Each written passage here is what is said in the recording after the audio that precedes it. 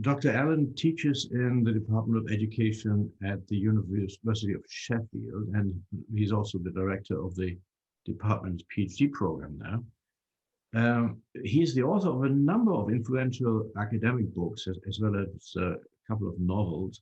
Let me just mention the academic books. First of all, there's, of course, the one that we know all, his most recent account of cynicism, published this year with MIT's Central Knowledge series. And before that, he published in 2014 a book called Benign Violence, Education in and Beyond the Age of Reason. And in 2017, a book called The Cynical Educator. In the same year, also 2017, another book came out, co-authored with his colleague Roy Goddard, called Education and Philosophy.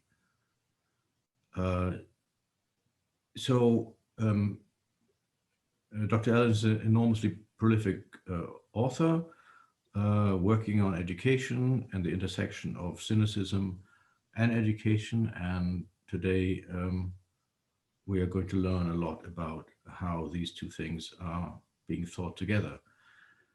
How it goes. All right, okay. It's all yours. Okay, so yeah, I've got a few things that I'd like to say before opening out to discussion. In that discussion, I'd really be interested to hear what you've made of the book. So I understand that you've all been asked to read the book as part of your module. But I'd like to hear a bit more about the other texts that you've been engaging with and how you've been understanding cynicism so far. I've looked at your module handbook, so I can see roughly the content and the sequence of the content that you've been going through. And it looks as though you have tracked up to the present now. So you're thinking in the module at the moment now about the possible sort of manifestations of modern cynicism. So it would be interesting to hear from you about your work so far. So what I'd like to do now is just say a few things about the book. This is a really valuable opportunity for me. So I wrote the book and finished it a year and a half ago. And since then, my mind has been on other things. So this has been quite a nice reason for me to go back to the book and think about it again and think about some of the arguments I made and wonder a little bit about those arguments and see if I can say a few things a little bit more clearly or clear some things up. And so that's what I hope to do in the next few minutes, if that sounds okay with you.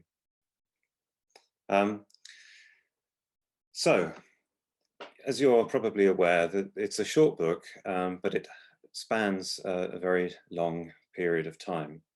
And it's only in the latter part of the book that I start to talk really about modern cynicism and think about what modern cynicism is and how it is manifested in all sorts of different ways, and also wonder about what, if any, are the links with ancient cynicism. And I wonder across the book about the possibility of telling a continuous history of cynicism and whether we can really connect the dots back from Diogenes right up to the present, and if it makes sense to do that. So what I'm going to talk about now really is thinking about the last part of the book.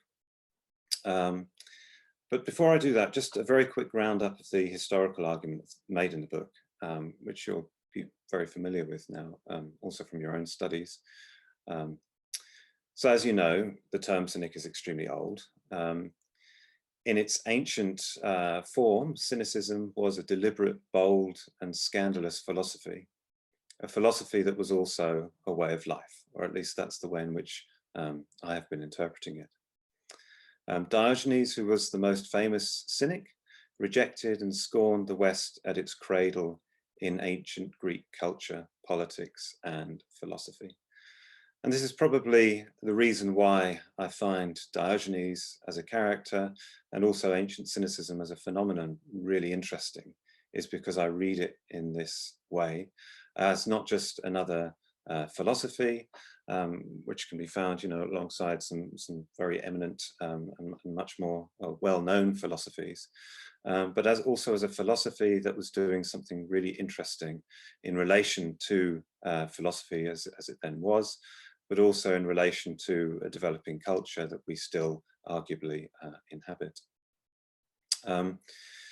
So the way in which I have been reading cynicism is to read it in terms of the body, the cynic body.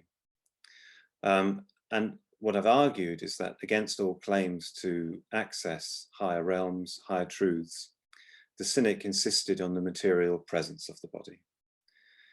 So the body, its outbursts, both controlled and uncontrollable, rubbished, I argue, all metaphysical systems by bringing them back to their base materials.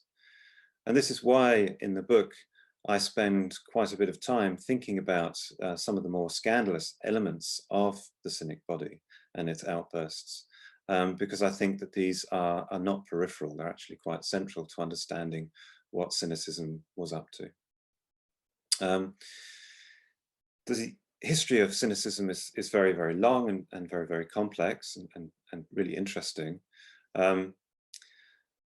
Cynicism has had many imitators and followers who continued the kind of cynic insult and disruption that ancient cynicism caused. But throughout that history, probably the radicalism of cynicism is gradually bled out of this kind of cynic tradition as you travel through history. And this takes us right through the Roman Empire, across Europe, right up to the French Enlightenment, which in the book I claim is the kind of the end point of this long history of ancient cynicism as a radical philosophy. After that point, I think cynicism begins to acquire its modern associations, where cynic has become now almost entirely a pejorative term. So Nietzsche, for his part, writing and living in the 19th century, in the late 19th century, is a figure who I write quite a bit about in the book, and he's quite influential on in terms of my interpretation of cynicism. Was for his part ambivalent about the potential of cynicism. So Nietzsche doesn't write at length at any point about cynicism, at least not in the works that were published during his lifetime. So if you want to understand his what he might have thought about cynicism, you have to gather up a whole range of different quotes from different contexts, and some of them are really positive. So there is his estimation of his own writing, for instance, where he writes, to quote, "There is altogether no prouder and at the same time more exquisite kind of book than my books. They attain here and there the highest thing that can be attained on earth, cynicism." That's extremely positive in terms of its portrayal of what cynicism might be. But Nietzsche also says some very negative things about cynicism too. And I think that it's important to remain, like Nietzsche, ambivalent about cynicism in a similar kind of way, cautioning against easy cynicisms in particular, for instance, cynicism as a pleasurable refuge and as a condition of surrender, which is part of Nietzsche's critique of cynicism. But at the same time, I think that with Nietzsche, it's also worth seeing the potential of cynicism to upset convention and stir things up. And when I'm talking about the potential of cynicism, I'm not just talking about the potential of ancient cynicism as a tradition that we might attempt to revive, but I'm also wanting to wonder about sort of modern, more debased forms of cynicism, which tend to be much more easily dismissed. So in terms of the history of cynicism, I think it's a history of all sorts of emulations, distortions, and reactions that gradually changed the meaning of cynicism, or perhaps more accurately, that multiplied what it might mean to be cynical. And this is what makes studying cynicism, I think, extremely challenging, but also really rewarding, because the word has so many different connotations in different contexts. So I think the history is really important when thinking about modern cynicism, because it complicates our analysis of cynicism from the outset, and it encourages us to continue to complicate our understanding of cynicism in the present as well. So I think when we examine cynicism, even modern cynicism in the everyday sense, we're rarely, if ever, speaking of only one thing or the same thing. And I think that's worth bearing in mind. So in terms of the status of modern cynicism, so this is the main thing that I would like to focus on here. In the period of modernity, the radical cynic inheritance is more or less lost. And you're probably familiar with that from your study on the module that you're taking so far. Or at least that radical cynical inheritance is no longer explicitly referred to by radical philosophers, with exceptions, and Nietzsche would be one. And it's also not referred to, cynicism in the ancient sense, as a scandalous philosophy and practice, is not referred to by radical political actors and radical and crazed artists. So it's really dropped out it's dropped out as a kind of a reference point. But that doesn't mean that the radicalism of ancient cynicism has disappeared. But definitely the word has been lost, or it's been lost to its kind of colloquial meaning now that we have.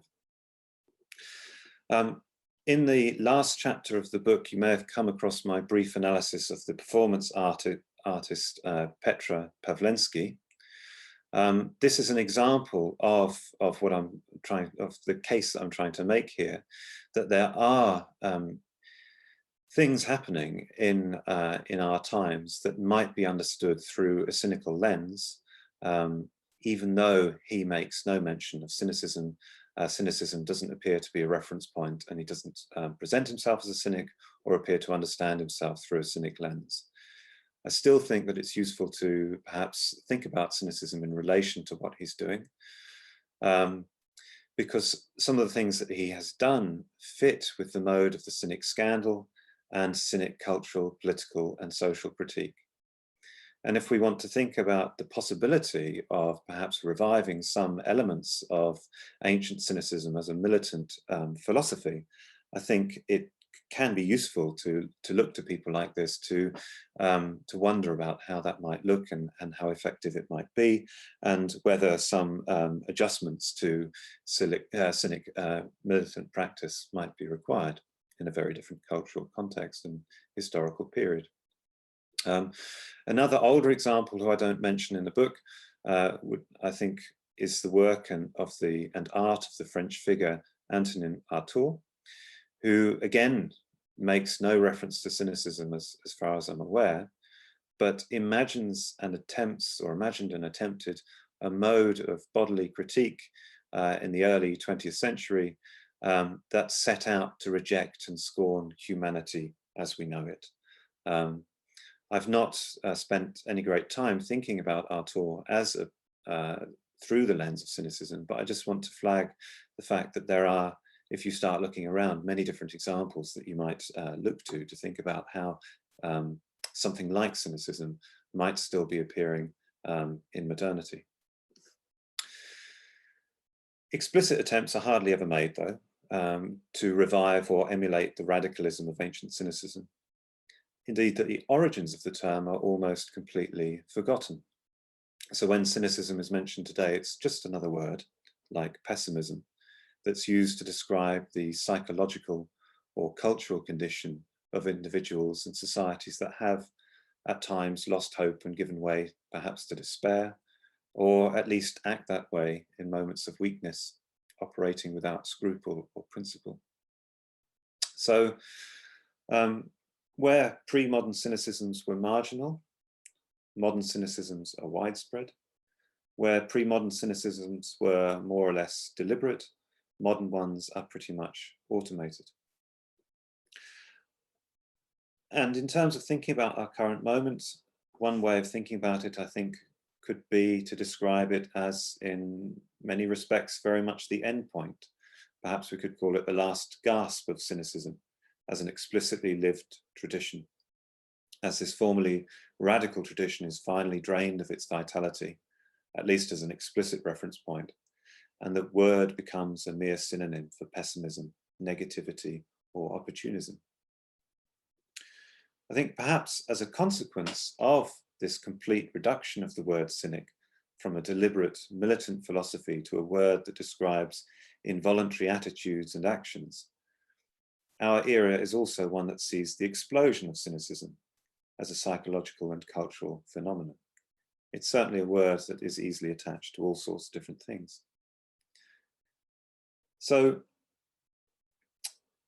as a consequence, examples of cynicism in this new, jaded, modern sense can be found pretty much everywhere.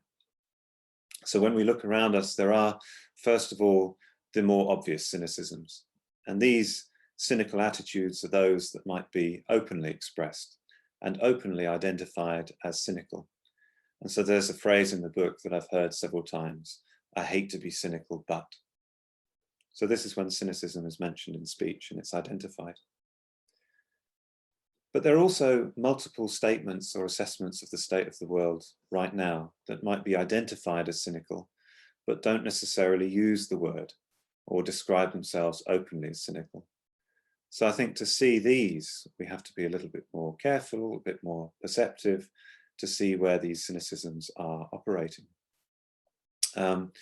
So one way of thinking about cynicism is to understand it as a loss of faith in politics, for instance, or in people, or at least some people.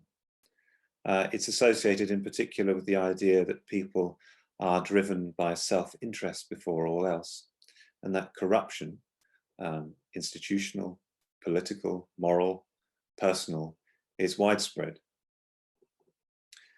And then there are all the manifestations of these attitudes at different levels. And I've mentioned a few different forms that I think modern cynicism takes. So we travel, I think, from the master cynics in positions of considerable power through to insider, strategic, progressive, and paternalistic cynicisms that are at work within institutions. And then outside institutions, there are the abject cynicisms of the powerless and the dispossessed. So I think cynicism, modern cynicism, is taking all sorts of different forms, and those forms are very much dependent upon their contexts. And so in examining cynicism, I think even with modern cynicism, it's really important to try and disentangle the different forms of cynicism that we're talking about. Also, in charting cynicism across these different levels, I think it's necessary to look not just at avowed attitudes, but also at actions. So actions, not only words, can demonstrate a cynical outlook, they can demonstrate distrust or disbelief or instances of deliberate or accidental bad faith. So here, I think, even those who declare that they are not cynics, but optimists, can betray themselves by what they do. Now, this doesn't mean that such people are necessarily, or not only, hypocrites, saying one thing and then doing another. But I think it does indicate that in today's world, it's often hard, if not impossible, to live in accordance with your ideals or beliefs. So to live, I think, to move on, to survive within one's job or position, it's often necessary to proceed with caution, sometimes to have a low, or some would say realistic, opinion of one's surroundings, because the alternative, and what some might call the position of naivety, can be dangerous. So overall, I'd say that there is something potentially intrinsically corrupting, or you might say formative, about trying to make one's way in this world that makes some kind of cynicism inevitable. So what about cynicism right now? What is its role for 2020? Well, I was recently interviewed for an article in Vox, which asks if the year 2020 marks the end of optimism, and about an hour and a half before meeting you, I found out that this article has gone live, and it's on the homepage. It's an article which is titled something like "Is 2020 the end of American optimism?" Now, the questions that I was posed, I thought were quite interesting, and I'd like to share these questions with you now, and then some of my reflections on those questions and what might lie behind those questions. So here's one of the questions I was asked, and I quote, "The frame of this story, at least for now, is around the end of optimism.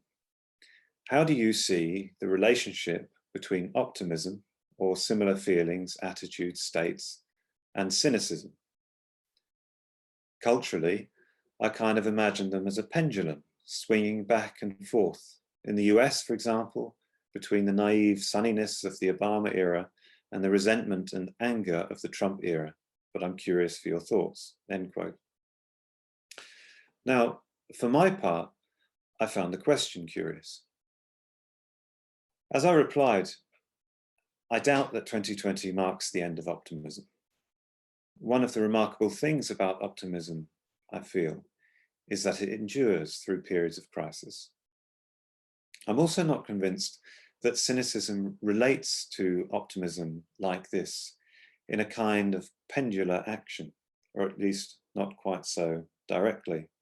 And we can talk about that more later if you want. And I think it's got a lot to do with how cynicism and optimism are both related to and dependent upon nihilism. But we can come back to that maybe. But as part of that analysis, and it's something which I sort of briefly touch on in the book, optimists seem to me to be cynics too, very often, either in their actions or by making promises that they cannot sustain. So I do think that it is notable that in 2020, some voices have begun to shout much louder, actually, that optimism is needed now more than ever. In my experience, self-declared optimists are emerging all over the place, berating others to follow their example. And I think there is some violence in this insistent demand, symbolic violence at least, this demand to be optimistic. I think that public declarations of pessimism have become more commonplace too, or at least more prominent, and for many this year has come to feel very raw indeed. So perhaps cynicism is on the rise, who knows? How would you test that?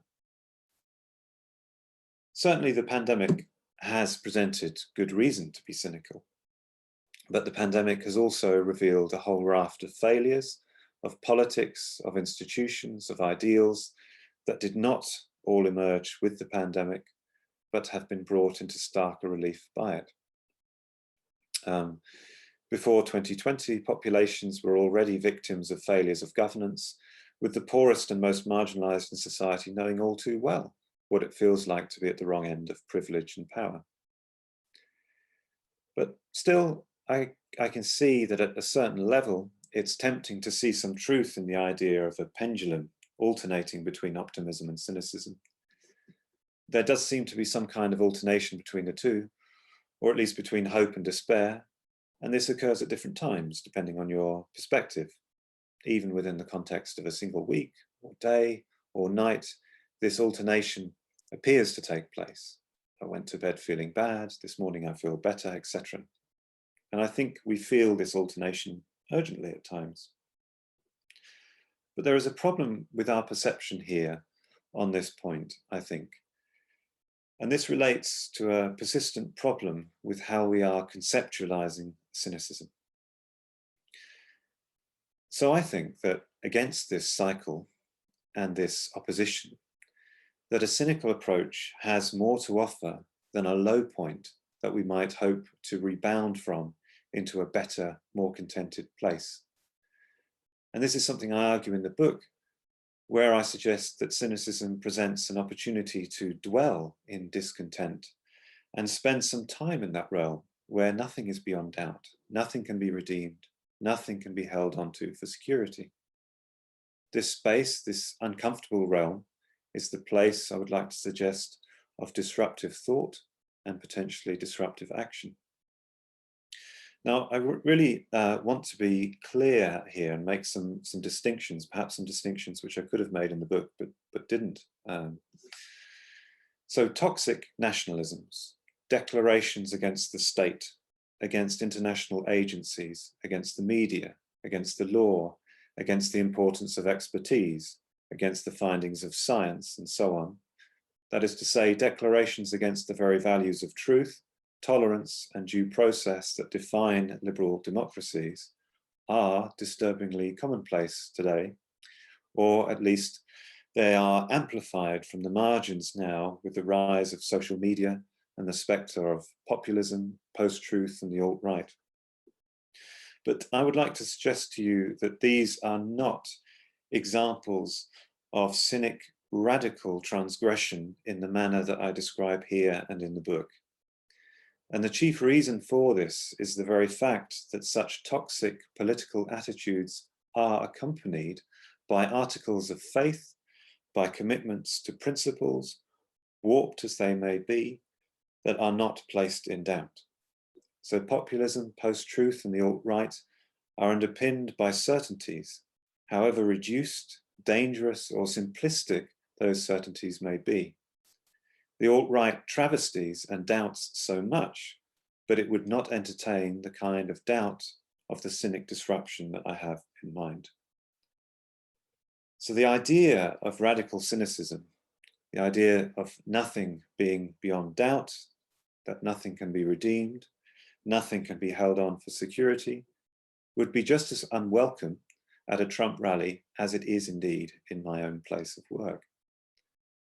So the kind of disruptive cynic presence that I have in mind and hint at towards the end of the book would be welcome nowhere.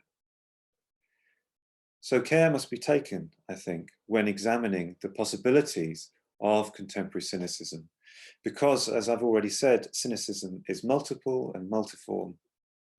I think it always helps to be clear what form of cynicism we are discussing. And to give another example, cynicism can also perform a conservative function as an excuse for inaction, as a reason not to bother to improve things. Here it's attached to a low estimation of humankind and a determination to point out that all progressive reforms must fail. Our world, from this perspective, certainly has its problems, but the kind of society that has been achieved, that we inhabit, is the best that can be hoped for and should be sheltered from any kind of agitation. That is certainly roughly characterizing that position. Now, I've been somewhat dismayed, though not surprised, to see how the book has been taken up in the conservative press. So it was reviewed in the Wall Street Journal, which has, so I understand, a pretty conservative outlook. But it's also been reviewed in Berlusconi's Italian daily, Il Giornale, where the author of that review concludes by writing, "With him, we praise cynicism and decree its relevance and indeed its usefulness.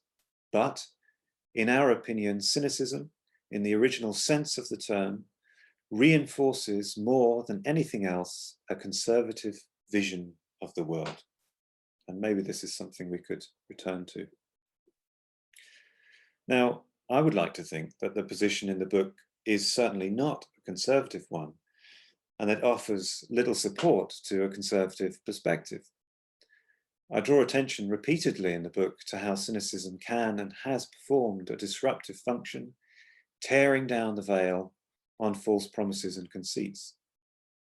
The kind of radical cynicism that I've spoken of is not only, or not the only form of cynicism that might take positive or have positive political potential, though.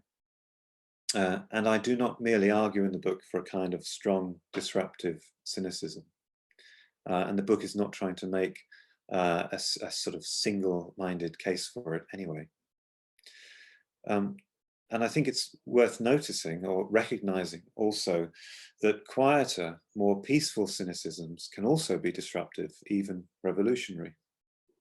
So the cynical attitude is commonly attacked, from left-wing and progressive positions in particular for inviting complicity with power. This is the cynic who goes along with what they doubt. And cynicism is also criticized from these angles for promoting withdrawal. So this is the notion that if nothing can be done, perhaps it is best and safest to retreat from confrontation. And it's here, I think, that Alexei Yurchak's analysis of the last Soviet generation, which I write about in the book, is really interesting and valuable to think about. Because temporary complicity and withdrawal can also serve, as it does in that example, as necessary strategies for surviving state violence and oppression, and can help create spaces where counter-narratives or counter-cultures develop. Another question that I was asked for that piece that has been published today on the so-called end of optimism went like this, and I quote, "In the work of the original cynics or other thinkers in more recent millennia, does anyone have advice for overcoming the darker aspects of cynicism? In other words, if we can agree that cynicism is a dominating force today, how should we cope with our current moment?" End quote. My response to that question was this: there are plenty of arguments against cynicism, including some remedies, because across its long history, cynics have caused considerable upset and consternation. Many of these denunciations, however, provide a distorted or hackneyed picture of what cynicism was and what it set out to achieve. Indeed, one of the major difficulties presented by cynicism is that we largely know of it through the eyes of its detractors. And in modernity, we almost only know cynicism through those eyes, since almost nobody now is an advocate of cynicism. The overriding perspective on modern or mass cynicism, as it is sometimes called, is that this cynicism is a regrettable affliction, a personal flaw, or that it signifies some kind of social, cultural, or political failing. Now, when I wrote the book that was published this year, what I really wanted to avoid was this easy condemnation of modern cynicism or mass cynicism, the cynicism of the masses. Now, I should say that when it comes to the cynicism of the powerful, I have much less difficulty in viewing it darkly. But at the other end, I really wanted to avoid the assumption that this common, lower, lowly cynicism is something that needs to be remedied. I don't think that cynicism is necessarily bad or unproductive, though it can be both. Rather, I think it is worth staying with our everyday cynicisms a little longer in order to see what we can discover of the world, of how it operates by way of them. Now, this does not mean that I'm a straightforward advocate or celebrant of cynicism. I think it's really, really important as well to avoid a celebration of cynic potential. Cynicism as a historical artifact and contemporary practice is far too complex for that. Also, it happens to be a fact that by studying cynicism, I destroyed my ability to declare myself either for or against it. And as an aside, I think one of the interesting effects of academic study is that it can encourage this kind of attitude, a sort of withdrawal from action or the site of decision, as a consequence of complexity and nuance. And this is perhaps what can produce the familiar attitude of scholarly detachment and reserve. It doesn't have to. I think study can also encourage modes of analysis that seek to disrupt easy decision and easy understanding more generally. And as part of my thought in this area, I think that style is really important to academic thought. And this is why I think sometimes it's necessary to try and break the conventions of academic writing and experiment with other modes of writing because they facilitate other modes of thought. And I can come back to that and talk about that more if you like, later. So Christian mentioned a couple of books that I've written, a couple of novellas. One of them, which is out next year, is in the form of a monologue, a slightly demented monologue, and that facilitates a very different form of thought than the academic form does.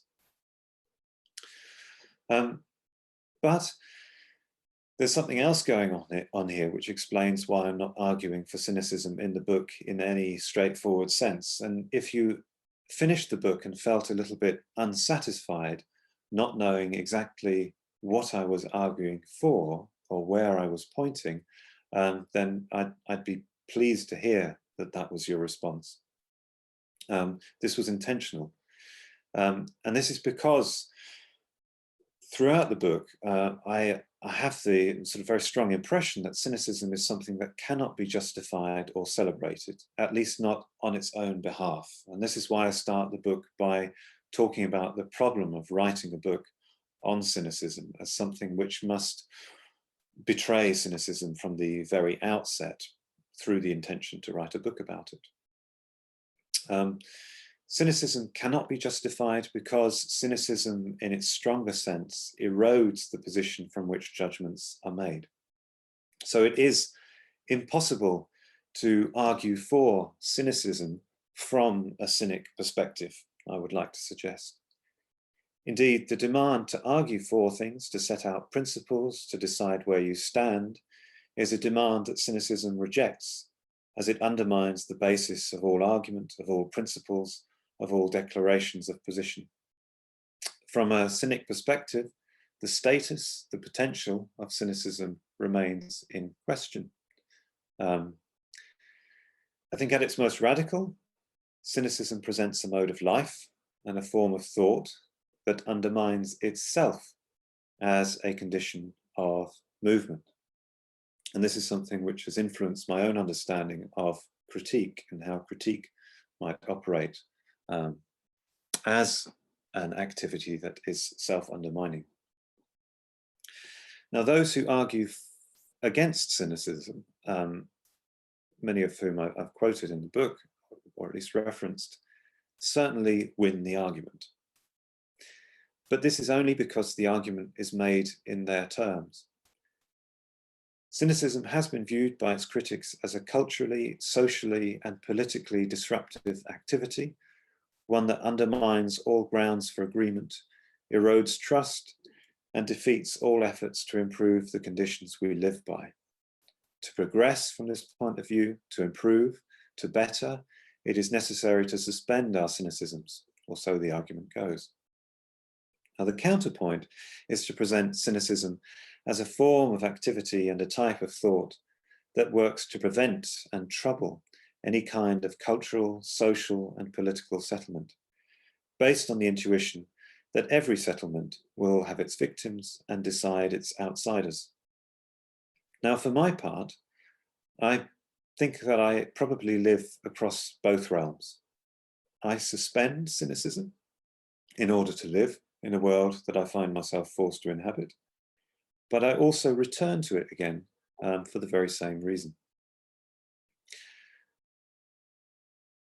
Cynicism remains, for me, I think, an unattainable practice, a form of radical doubt and dissent, and an extremely disturbing possibility.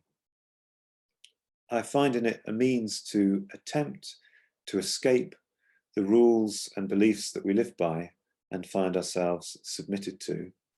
But it's only a means and not an end. And that's probably one of the things that I enjoy most about cynicism, is that it suspends the talk of ends. Okay, I hope that was okay and that the connection was all right and you heard me okay. Good, I can see you nodding. That's reassuring.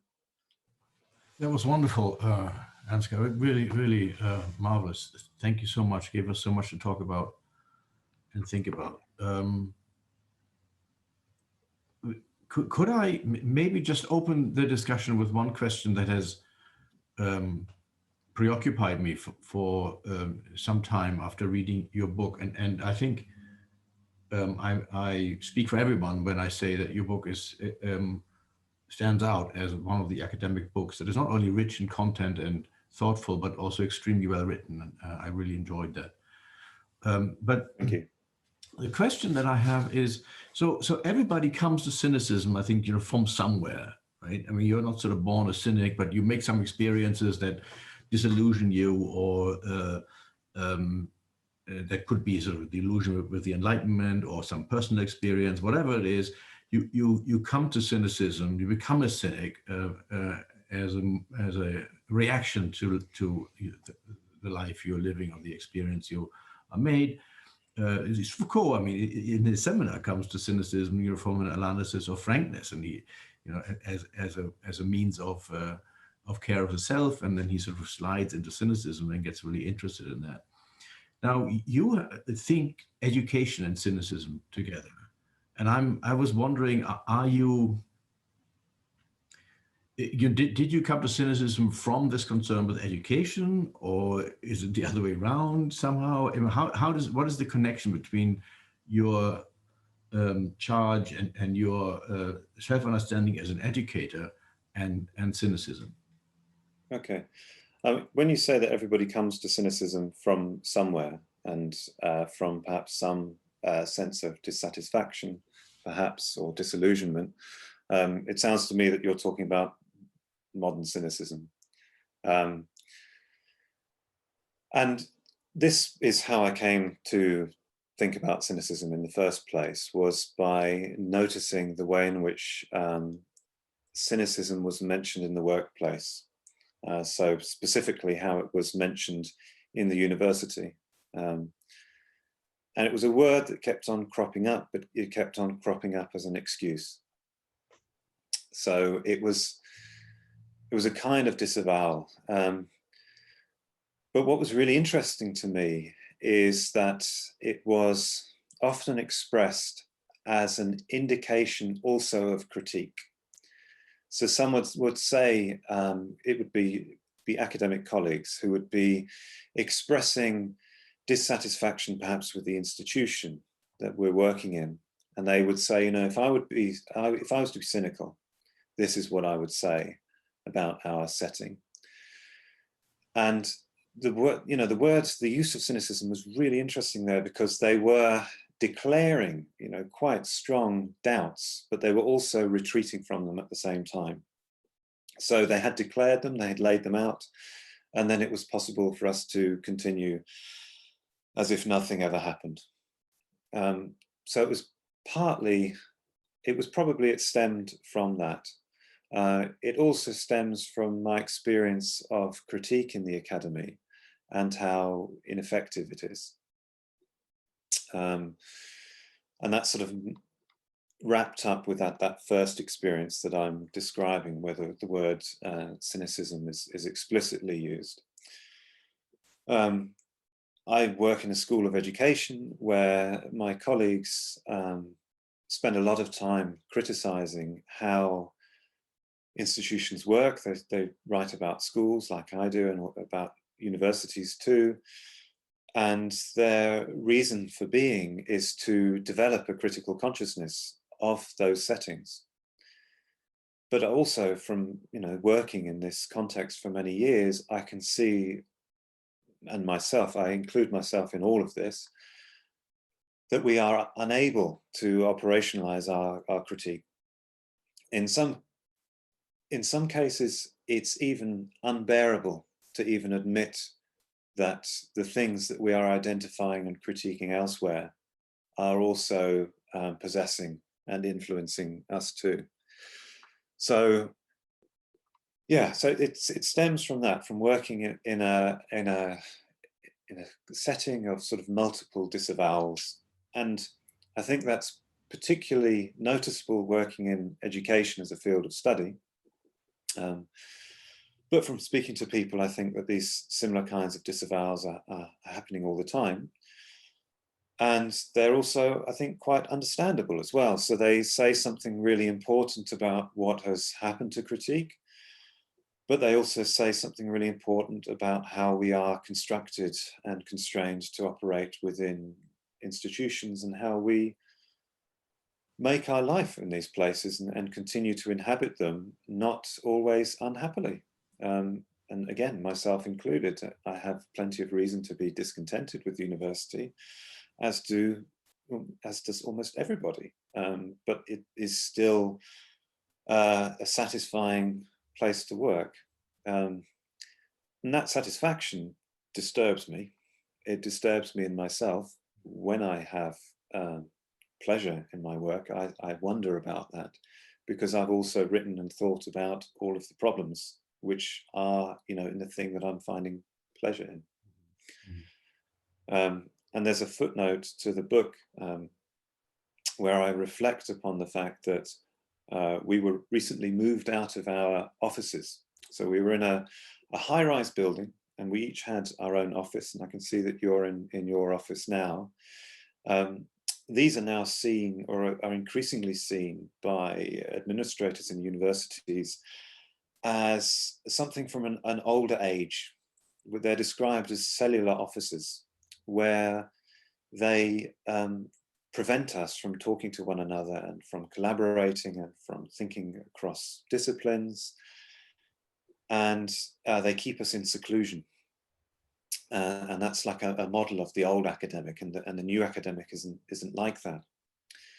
And we were, a couple of years ago, moved into an open plan office where we were allowed 2 crates of books, so 2 shelves of what you've got behind you, and the rest we had to either give away or take home. Also, to sit reading a book in your office is a really unusual thing to do. It was already an unusual thing to do before we moved. But certainly now it's just impossible. You just look like you're wasting time if someone sends you an email and you're not responding to it because you're seemingly inactive before your book. But as we were moved to the open plan offices, as I felt discontented with that, I also was wondering about my discontent. So as part of my interest in cynicism, I'm interested in how cynicism is always troubling the pretensions of intellectual work. And I was bemoaning the fact that the environment was becoming hostile to my intellectual work, and that I was having to work in cafes and on the move all of the time. So that gives you an example of how I feel that I'm living the difficulties which I describe in the book, and which I describe in The Cynical Educator as well. I'm not denouncing them, I'm living through them very much. Thank you so much. So the discussion is open. What I would suggest is that